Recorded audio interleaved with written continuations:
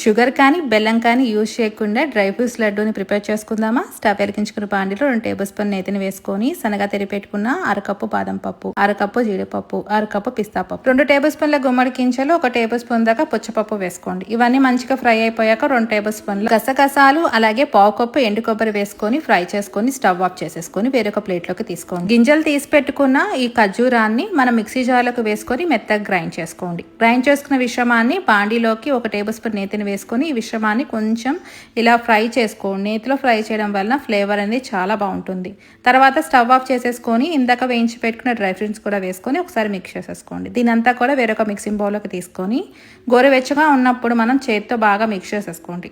ఇలా చక్కగా మనకి ఉండలా తయారవుతుందండి. తర్వాత మనం నచ్చిన షేప్లో చిన్న చిన్న బాల్స్లో చేసుకోండి. అంతే, ఎంతో టేస్టీగా నోరూరించి డ్రై ఫ్రూట్స్ లడ్డు రెడీ అయిపోతుంది. చాలా టేస్టీగా చేసుకున్నాం కదా. మీరు కూడా సింపుల్గా ట్రై చేసి ఎలా వచ్చిందో కామెంట్ రూపాన్ని తెలియచేయండి.